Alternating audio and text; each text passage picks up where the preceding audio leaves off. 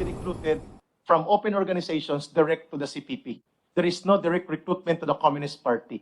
The recruitment will pass open organizations, and then underground, and then party. The underground is the consolidator for the armed struggle. It is the NDF. So the NDF is not innocent. It is a conspirator, enabler, collaborator of armed struggle.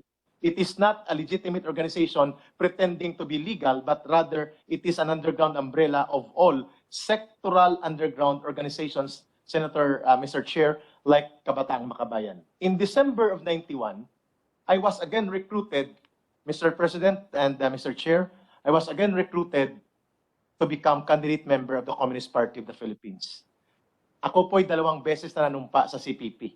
91 of December and May of 92. Kasi ang unang recruitment mo from the underground will be candidate member. No voting right ka sa loob ng partido. Pagka full member ka, na-prove na nila na hindi ka security threat at capable ka to be developed as a cadre, you will be recruited to become a full member.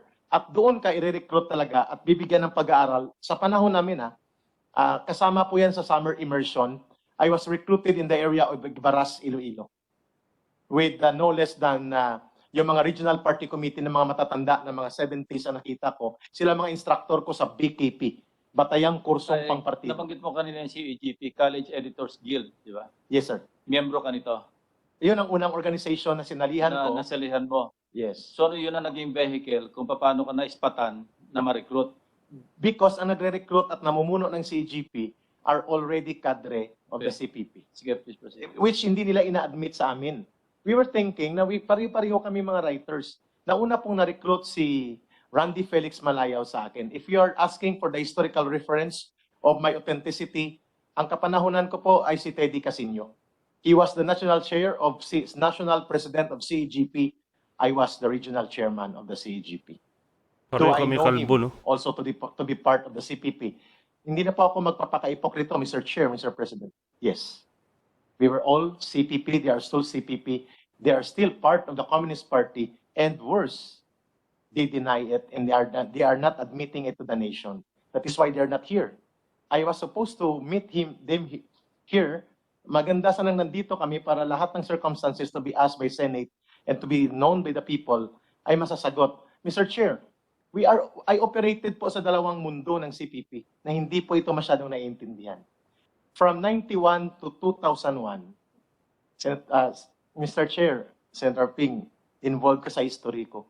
Ikaw po ang Cpp-Npa. Yun ang huli ko pong bahagi sa open mass movement na pinatalsik namin si Pangulong Estrada. We organized, conspired, collaborated in a broad alliance to lupit pala, no? The era pre-sign. Ang akala natin mga buong yung napapabagsak kay ERAP, akala natin yung mga ordinaryong mga tao lamang nang napapabagsak kay kay ERAP nung sa panahon ni ERAP, di ba?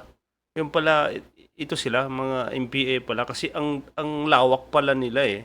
Merong nasa loob lahat, meron sa Senado, meron sa marami sila sa sa mga ang karamihan sa kanila congressman eh.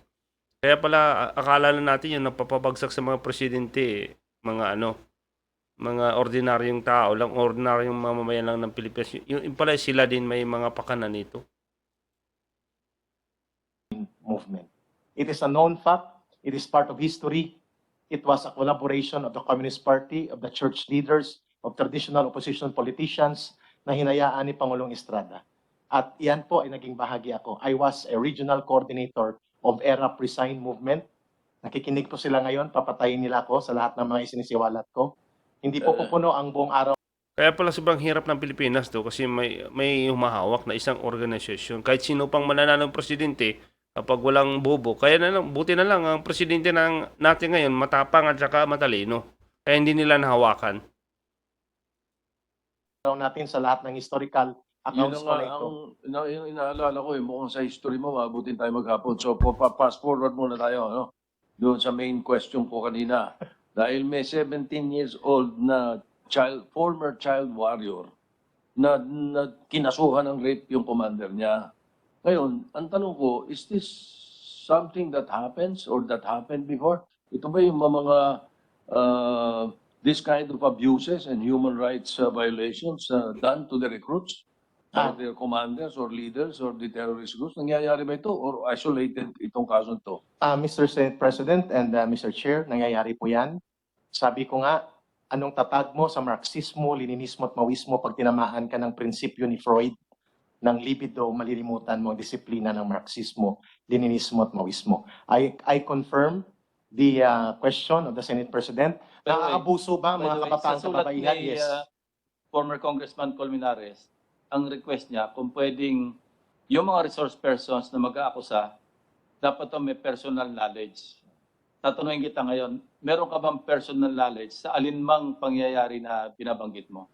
Ang testimonya ko po ay mayroon akong personal knowledge, and to Mr. Chair, with your indulgence, I would like to address also Mr. Nila Colmenares, my former comrade in the CPP. The personal knowledge required is only in the court of Colmenares? law, sa Ibig trial sabihin, sa court. NPA pa rin. Kaya ayaw nyo kaming humarap sa Senado at lumabas sa media, kami mga kasama nyo, because malalantad kayo. And in the court of law, in the judicial requirement, Mr. Senator, required kami doon na mag-produce on the weight Grabe of pala, evidence no? based on the rules of evidence ng korte. Yun ang gusto nila. Itatali ang kamay namin. Sa Oh. tanong ni Mr. Chair, the Senate President, Naalala niyo si Colmenares?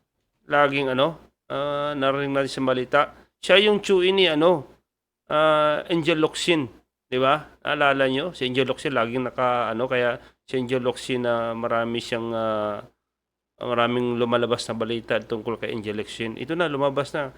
Ito si Colmenares, isa sa pinakamalaking membro ng Cpp-Npa. do we have enough knowledge of the things that we want to testify before the people in the Senate? Yes, we have. Depende po sa itatanong nyo at ibibigay niyong panahon. Sasagutin ko lang po, Mr. Chair, Senate President, ang tinanong. Kung nangyayari ito before, hanggang ngayon nangyayari ba ito? Nangyayari po yan, Mr. Senate President, matagal na. Although in fairness to the NPA, kapag ikaw ay nahuli ng rape, pinapatay ka namin. That is death sentence. That is automatic death sentence. Pero dahil yung ibang nagko-commit ng rape and abuse sa mga miyembro na NPA na kababaihan, lalo na kabataan, ay mga matataas ang katungkulan sa partido at sa NPA, Mr. Senate President, pwedeng itago po yan. At yan ang nangyari sa dalawang bata na magkakapatid sa Leyte ngayon. Ilang taon silang inabuso, and I am not at liberty to discuss that kasi right at the halls of Congress. Marami din pala naubuso. Kawawa yun, no? Di ba karamihan na re-recruit nila mga bata, kabataan. So meron talagang pang-aabuso. Tama yung mga lumantad pala na iba sa ibang video na napanood ko. Marami lumantad ng mga kabataan na ganitong ginawa ng mga Cpp-Npa. Mga mafia sila ng Pilipinas pala to. Right of Senate right now, siya po ay naging biktima din, but baka sensitive yan, hindi ko alam kung sa television tayo. If you want direct testimony for that, nandito rin siya sa Senate ngayon. NPA siya, kabataan siya ng ma-recruit, at tanungin niyo siya po mamaya. I think baka i-suspend natin ang coverage or rules sa executive session kung anong detalye, pero sasagot sa tanong ni Senate President, yes. The abuse and the vulnerability of children and mga minor na NPA na nare-recruit, nangyayari po. Ang kinababahala ko, Mr. Senate President and Mr. Chair, in the last 8 years, on the recovered document from Vic Ladlad, the acting Secretary General of the Communist Party nang mahuli siya sa Novaliches, proud na proud sila that they were able to recruit in 3 years ng 8,000 kabataan muli in the underground movement at ang mostly senior high school. From PUP, UST, FEU. Ito yung umiyak dito sa Senado. They were not crying ladies for nothing. Oo, may They naalala were ko ng grieving mga mothers, yung like mga our mothers, yung na lumantad umiiyak mga nung kami kabataan. naglayas at nag-full-time sa NPA during our time. Nangyayari po ito ngayon, dokumento ito ng Cpp-Npa. In the last 3 years, 2016, 17, and 18 hanggang 19, more than 8,000 na kabataan, senators, ang Mr. Chair, dami. and Senate President, ang na-recruit nila from the document mismo ni Vic Ladlad. Nakuha ito at ang karamihan senior high school, which means 16 and 17 years old. And I share the concern of the Senate President right now. Yes, it is really alarming na nangyayari. Kaya ganun pala 16 to 17 years old ang mga karamihan na recruit na nila. So napaka pala delikado Sana ito magiging aral to o magiging ano to sa atin, di ba? Magiging parang ano, pag-iingat to sa atin na ano. Kasi kung itong Cpp-Npa, kung meron man itong naidulot na maganda sa Pilipinas, malamang marami nang sumanib, di ba? Hindi nga pala ito. Ngayon, ilang taon na po ba kayo? If you don't mind my asking. Ako po'y pinanganak noong October 14, 1971. Libra pong Sojak Sign ko. Ako'y 49 years old. 71, medyo bata ka pa. 71, Hindi ka, 50 plus na. Ka-birthday ko po namin si ano. Mr. Joey De Leon, a very good artist. Okay. Pero hindi mo kalinya kami nila Senator Lacson at saka ni Brad, no? Secretary Del. Medyo bata-bata ka pa. So, kasi bigla akong nag-alala at naalala ko rin, parang reminder sa akin, nung araw, natatandaan ko kasi, pagka hindi ninyo alam, kaming mga edad na ganito, naalala namin, na dapat talaga nag-iingat yung ating mga kabataan. Dahil nung araw, may mga beauty queens na sumali sa sumanib. Oo. Ganun Nagbagong buhay nila eh. Ganun katindi pala, no? No, Mga beauty queen pala, sumali, no? Dapat sabihan nga talaga na medyo pag-aralan natin mabuti mga kilos natin, lalo sa ating kabataan. Hindi nyo siguro kilala si Maita Gomez, ano? Si Nelia Sanchez. Hindi ko, Nelia Sancho. Mr. Senate President, hindi ko siya inabutan, but I confirm they were part of the Cpp-Npa. Kung mga beauty queens. Maita Sa bagay, kung merong beauty queen na sumali nun sa sa Cpp-Npa, meron ngayon. Kaya pala, si Angel Locsin na sinasabi nila, membro din siya ng NPA. Di ba? Magaganda pala itong mga NPA, di ba? Mga artistahin. Hindi lang artistahin, mga artista talaga. Merong artista. Gomez, si Nelia Sancho, yung iba po mga magaganda talaga, sinabi because ni Yanni ng Negros, magaganda yan eh. Marami magaganda sa NPA, kaya maganda ang asawa ko po. Kaya nga, bali, paalala Siningit natin yung yung asawa niya maganda. Ikaw ba ay nag-surrender, nahuli? Paano ka ba nakatiwalag? Very different pong circumstansya ko, Mr. Chair and Senate President. Hindi po ako na-captured. Hindi rin po ako arrested kasi wala ako sa warrant of arrest. Pero nasa order of battle ako. Naglaylo ako, nag-awol ako. Ang last unit ko po from the ERAP Resign Movement, I was deployed in 2002 September. Yeah, September. You were never a combatant. No, Never deployed, ka naging combatant. naging part po ako ng NPA National Operational Command. I was part of the N2. NPA National Operational Command. Kapanahonan ko po, Ito, water under the bridge, total nasa kamay ka na naman ng gobyerno. Nakapag-participate ka sa mga armed encounters. am I protected? Isa po sa mga naging trabaho. Wala naman details, General question. Meron po. Yes or Isa no doon lang po. naman. Isa, Don't give details anymore. sir? Hindi ko kailangan ng detalye. Yeah. Yes or no lang. Yes. Nakapag-participate ka rin sa mga ambuscades. Yes, sir. Nakapag-participate ka rin sa mga depredations like yung mga unarmed civilians. Ibig Yes, sir. sabihin, Thank you.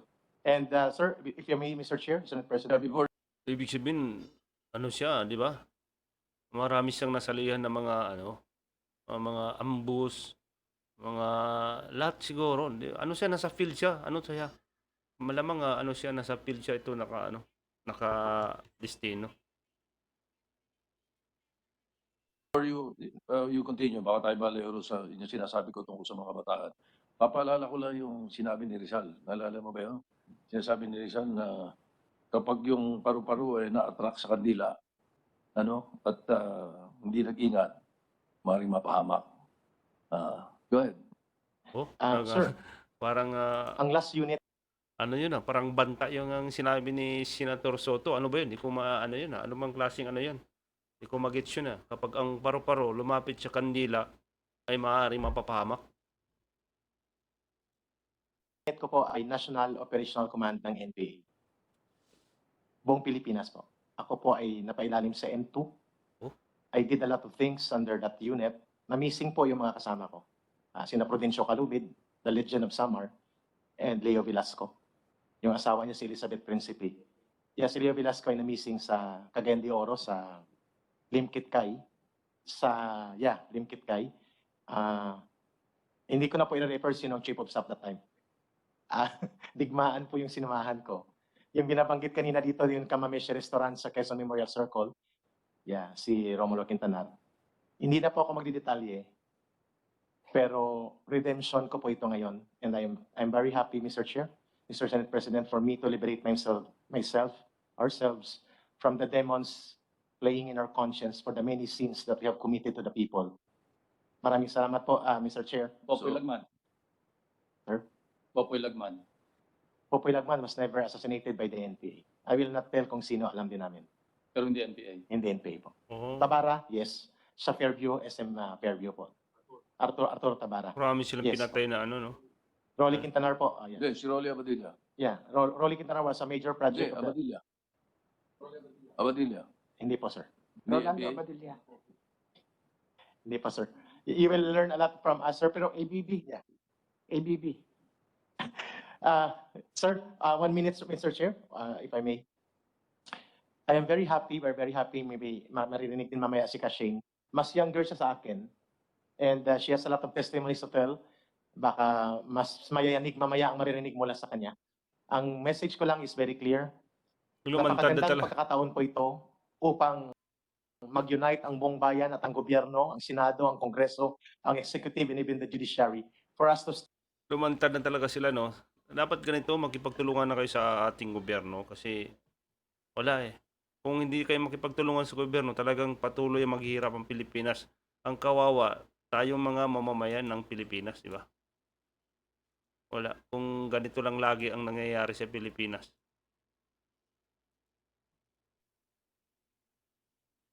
stand against the Cpp-Npa. Sa tanong, sir, from the perspective of a former cadre, ano kapabilidad ng Cpp-Npa? They cannot overthrow the government, but they can make Smart and Globe pay 200 million more every year combined. Oh? Is that not a threat? They can make 300 to 400 million from the NGO racket coming I'm in. telling you, that's an open secret. Yeah. Correct po. And they can make AAA contractors na gumagawa ng mga airport, ports, mga yan. Again, that's an open secret. Yes, sir. Yes, sir. 2% yung cut ng NPA sa mga infra. Naging 3 na ba? Grabe. Oh. I confirm, sir, 2%, but in the 2% recent yan. documents, sir, Sa lahat 3.5. ng infra, walang under, lalo sa mga influence. Kung walang Ibig sabihin talaga lahat may lagay. Lahat may ano.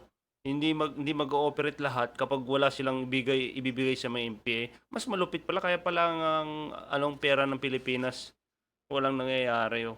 Talaga naman no. Kaya pala 2% no. from the contractor. That's in addition to the 10% of the congressmen. Agree, sir. At ang source, sir, I will reveal. Hawak nila pati Not sa gobyerno. Secretary Some congressmen, by the way. I'd like to qualify. Yeah, some congressmen. At ang source po ng information namin, Senate President, Mr. Chair, kung paano namin nalalaman ang mga projects, saan ang location, magkano ang cost, sinong project nito, ang manager, DPWH. The information on the extortion, Ang lupit pala. Kaya pala nila nalalaman yung lahat ng mga detalye ng mga project ng gobyerno kasi meron din silang mga tao sa kagaya ng sa DPWH. Sa lahat siguro ng ano ng gobyerno, meron silang mga tao. Kaya alam nila, 'di ba, kung minsan nakikita namin kapag merong mga rally, alam nila yung mga sasabihin nila, yung mga about sa mga pundo-pundo, mga kaya pala na talagang ano sila, no? Ay, naku naman 'yan. Lupit pala nito, no? if there is one single biggest mafia style, highly Oh, organized, yun, no? Di ba, most nakarinig yun, no? prolific extortion Narinig yun, sabi niya, parang mafia style ang ano nila. Pero hindi parang mafia talaga kasi buong Pilipinas ang ano nila eh, di ba? Kasi lahat ng ano ng gobyerno nandun sila. Meron silang mga mata, hindi lang mata, kumbaga, merong gumagalaw sa kanila. machinery to come before the face of the earth is the Cpp-Npa. At hindi yan napipigilan ng ating government. So, So, paano din sorry, Mr. Senate President, curious lang. Talagang nakakagulat na Paano balita naririnig to, yan? no? At saan? Magkano, ilang porsyento napupunta sa the Netherlands? Ilan yung nagagamit dito sa operation dito sa local? Ang sa Smart and Globe po ay bank remittance pero outside the Kaya Philippines. pala tong mga... Percent. Halimbawa, sa 300 million per year, ilang porsyento doon o magkano ang napupunta doon sa The Hague? Okay. Ang policy po is pag regional operations finance, 40%. Kaya hindi kayo magugulat ang mamahal ng mga ano sa Pilipinas, mga bayaran, kagaya ng kuryente, tubig, lahat, pati yung mga ano natin, yung mga signal natin mahihina kasi hawak pala ng mga MPA. Ayun, alam na natin, di ba? Grabe. I-remit sa Central Committee, 60% sa region. It's 40-60.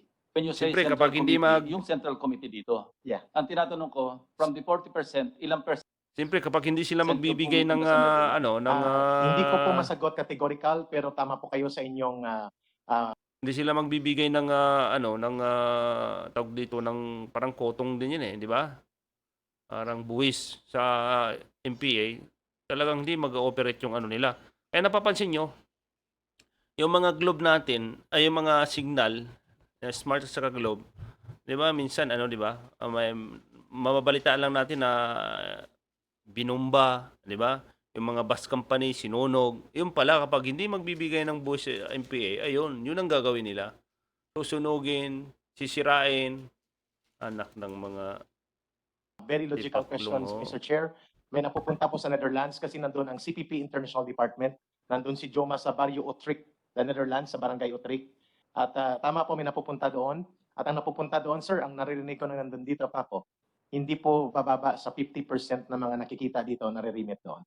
So, yun po, that is very clear. At ang pinakamasakit po, the CPP-Npa and NDF are able to circumvent the Anti-Money Laundering Council because we are able to establish web network of conduit NGOs that can channel funds amounting to 300 to 400 million coming from partners from Belgium, Netherlands, Europe, etc.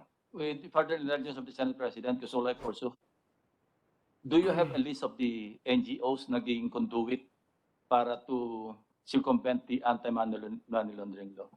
Yes, I think You don't need to tell this committee right now. Pwede submit na lang yan yes, sir. sa committee. We will do, sir. Thank you for that. Have you guidance. furnished the anti-money, or at least through NICA or whoever is handling you, nakarating na ba sa Anti-Money Laundering Council yan? Yes, sir. We will comply. Okay. I will not ask any further questions in that regard. Thank you, Mr. President. Siguro na lang, just a manifestation also, na baka ngayon maiintindihan ng mga nagtatanong, bakit daw yung mga telcos mahilig maglagay ng cell site sa mga kampo, Oo, sa mga military camp? oo nga naman. Ano? Kasi Yun yun, ang sagot. Kasi pag hindi sa susunugin. military camp, piperwisyoin. Bubumbahin, susunugin, Bubumbahin, wawasakin. Sunugin, wawasakin. Mr. Kung hindi, President. magbayad. Yeah, Mr. Senate President, Mr. Chair. The armed forces and the Philippine National Police cannot be the private security guard of Smart and Globe. Oh. So yung mga nagtatanong kung bakit sa kampo, yun ang sagot. Hindi dahil gustong i-monitor ng China ang military. Ano? The weaknesses of the government, security sector to secure, Mr. President, Mr. Chair, the facilities and infrastructure of these telecommunications. Kasi under the Kasi law, bawal man maging security guard. naalala ko noon nung nasa elementary ako o sa high school. Elementary pa ako, naalala ko noon sa probinsya sa amin. Lagi may nasusunog na bus. Yung yellow bus sa amin, yellow bus yun eh. Lagi may nasusunog. Kaya pala, kasi yun sa amin, kasi sa area namin, maraming mga ganyang klaseng grupo. Kaya lang, hindi naman sila na ano din. Kaya pala, kaya naintindihan ko na. Ng Smart at Globe at mga private companies ang police at ang army at ang armed forces. So the weakness of that, manipis at maliit ang ating armed forces, malawak ang area, they cannot really secure every critical infrastructure. It becomes favorable to the operations of the enemy. So mga idol, napanood yung video na yun, parang kinalabutan ako dun sa mga isiniwalat ni Ka Eric, di ba? Parang, di ba, parang imposible, pero totoo naman kasi sa patuloy na paghihirap ng Pilipinas, di ba? Parang talagang kagagawan to ng grupo na to. Kasi, di ba, lahat ng isiniwalat ni Ka Eric ay totoo. Kasi doon sa mga sinasabi niya at sa kung isipin nyo yung paghihirap ng Pilipinas, parang doon nakakonect doon sa mga grupo na to. So, hanggang dito na lang muna tayo. Paki-share na lang tong video na to at huwag niyong kalimutan mag-like, comment at mag-subscribe sa video ko para updated kayo sa mga bago kong upload na video. So, maraming salamat po.